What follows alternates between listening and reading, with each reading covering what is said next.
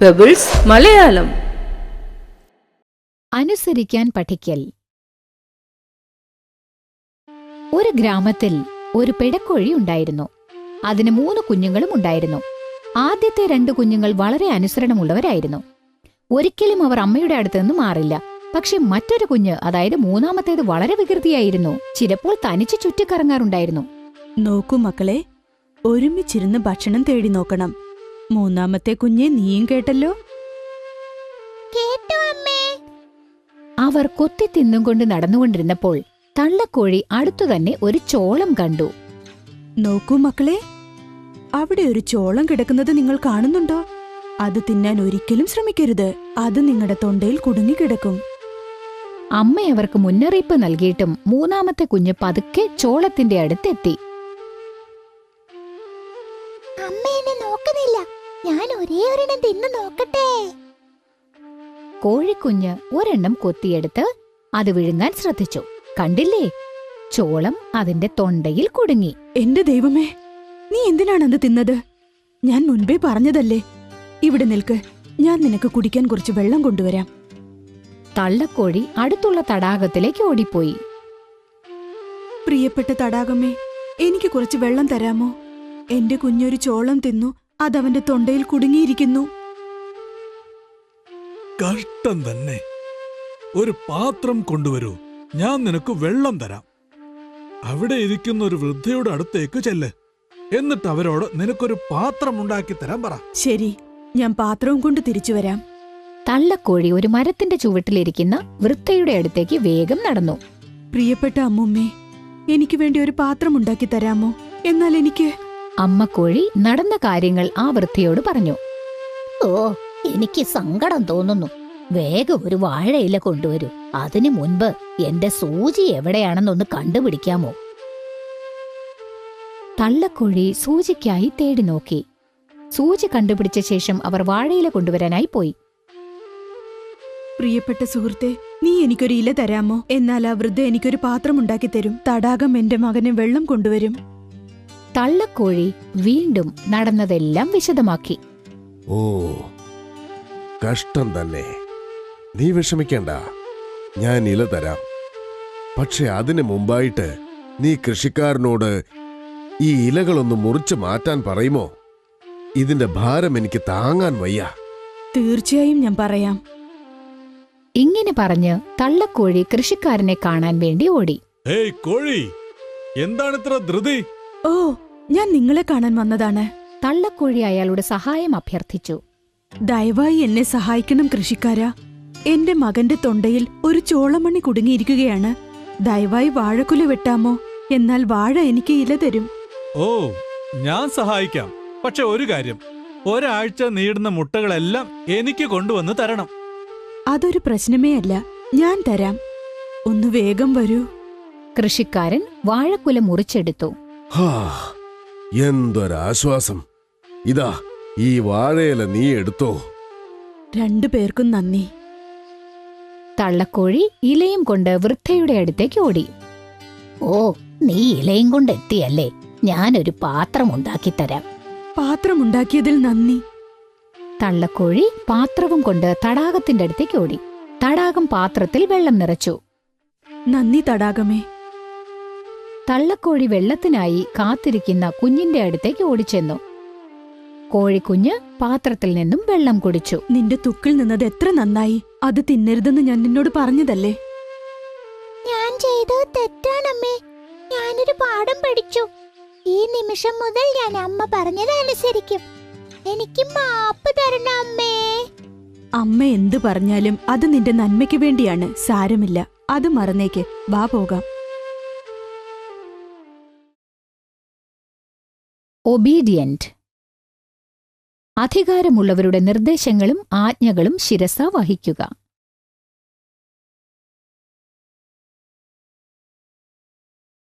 Chopped, മുറിച്ചെടുക്കുക. Relief, ആശ്വാസം ലഭിക്കുക. നിങ്ങളെ വേദനിപ്പിക്കുന്നത് എന്നെ വേദനിപ്പിക്കും.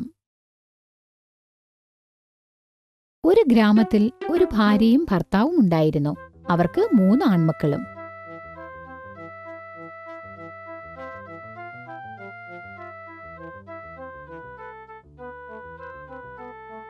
നമ്മുടെ മക്കൾ ഒന്നിനും കൊള്ളാത്തവരും മടിയന്മാരുമാണ്. അവർ നമുക്കൊരു സന്തോഷവും തരുന്നില്ല. നമുക്ക് ഉപകാരമുള്ള ഒരു മകനെ തരാൻ ദൈവത്തോട് നമുക്ക് പ്രാർത്ഥിക്കാം. തീർച്ചയായും ദൈവം നമ്മുടെ പ്രാർത്ഥനയ്ക്ക് ഉത്തരം നൽകും. ഇപ്പോൾ തന്നെ പ്രാർത്ഥിക്കാം. അന്ന് വൈകുന്നേരം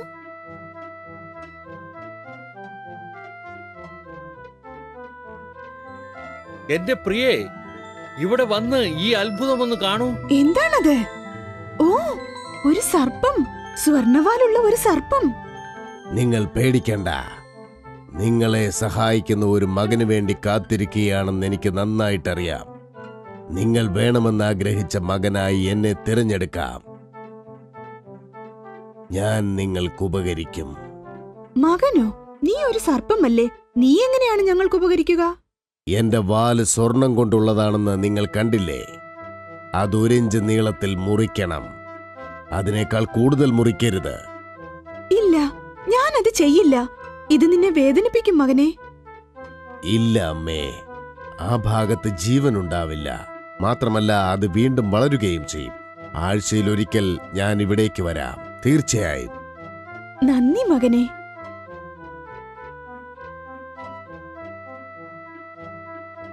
അങ്ങനെ ഓരോ ആഴ്ചയും അവർ പാമ്പിന്റെ സ്വർണവാല് മുറിക്കും.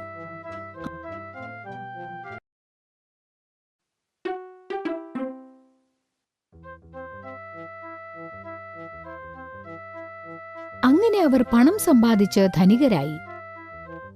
മടിയന്മാരായ 3 ആൺമക്കളും അതിനെക്കുറിച്ച് അറിഞ്ഞു. എന്നിട്ട് കൂടുതൽ പണം സമ്പാദിക്കാനായി 2 ഇഞ്ച് മുറിക്കാൻ അവർ അമ്മയെ ശല്യപ്പെടുത്തിക്കൊണ്ടേയിരുന്നു. ഓ, ഞാൻ ഇപ്പോഴെന്തു ചെയ്യും? ശരി, ഞാൻ 2 ഇഞ്ച് മുറിച്ചു നോക്കട്ടെ.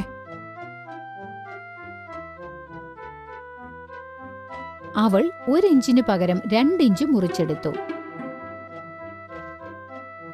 പാമ്പിന് രക്തമൊഴുകാൻ തുടങ്ങി. അയ്യോ, നിങ്ങൾ എന്താണ് ഈ ചെയ്തത്? എനിക്കിനി സ്വർണവാലുണ്ടാവില്ല. നിങ്ങൾ എന്നെ വേദനിപ്പിച്ചിരിക്കുന്നു.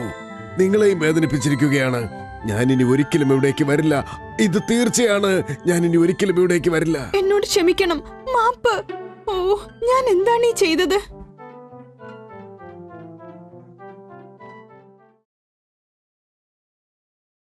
ഐഡ്ലർ, ഒരു ജോലിയും ചെയ്യാത്തവൻ. ലൈഫ്ലെസ്, ജീവനില്ലാത്തത്. പെസ്റ്റേർഡ്, ചെറിയ കാര്യങ്ങൾക്ക് പിടിവാശിയോടെ ശല്യപ്പെടുത്തിക്കൊണ്ടേയിരിക്കുക. ഒരിക്കൽ ഒരു കാക്കയും മാനും ജീവിച്ചിരുന്നു. അവർ സുഹൃത്തുക്കളായിരുന്നു, ചെറുപ്പകാലം മുതൽക്ക് തന്നെ. അവിടെ ഒരു കുറുക്കനും താമസിച്ചിരുന്നു. അവൻ എപ്പോഴും ആരോഗ്യവതിയായ മാനിനെ തിന്നാൻ കൊതിച്ചിരുന്നു.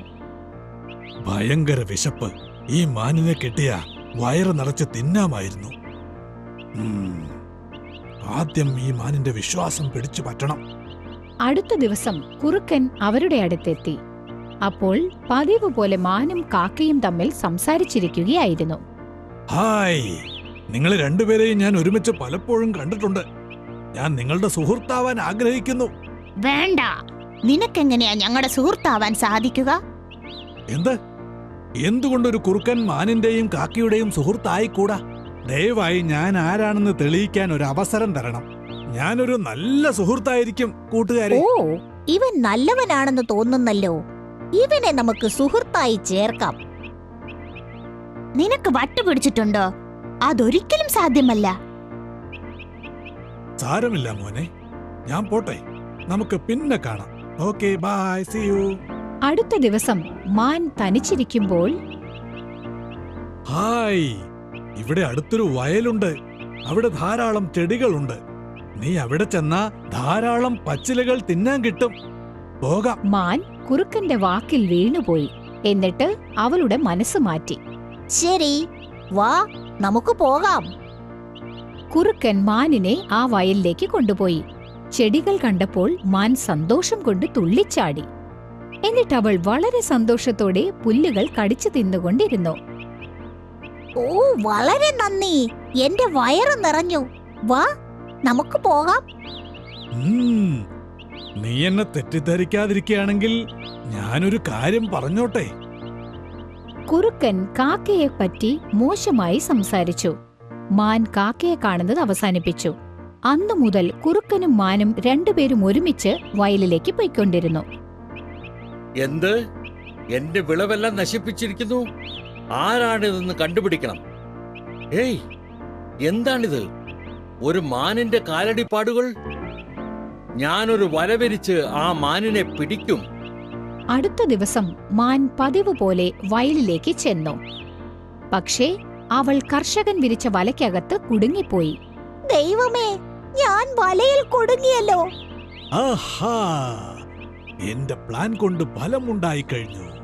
എന്റെ ഭക്ഷണം എന്നെ കാത്തിരിക്കുകയാണ്. ആവേശം കൊണ്ട് കുറുക്കൻ പെട്ടെന്നൊരു മരത്തിന്റെ പുറകിലേക്ക് മാറി സ്വയം ഒളിച്ചിരുന്നു.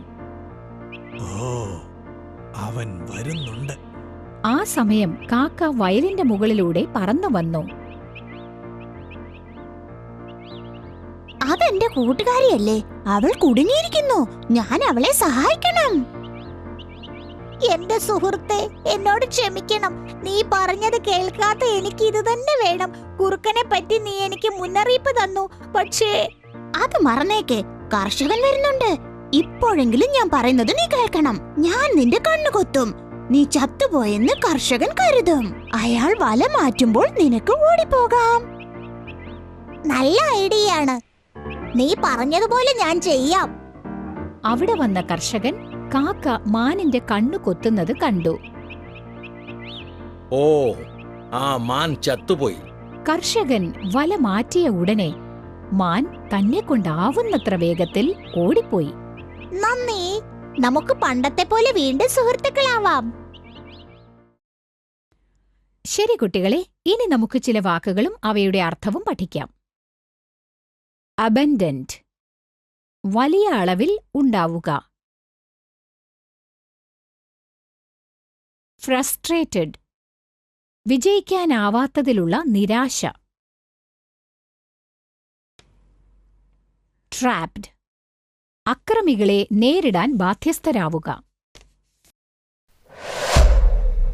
പെബിൾസ് മലയാളം.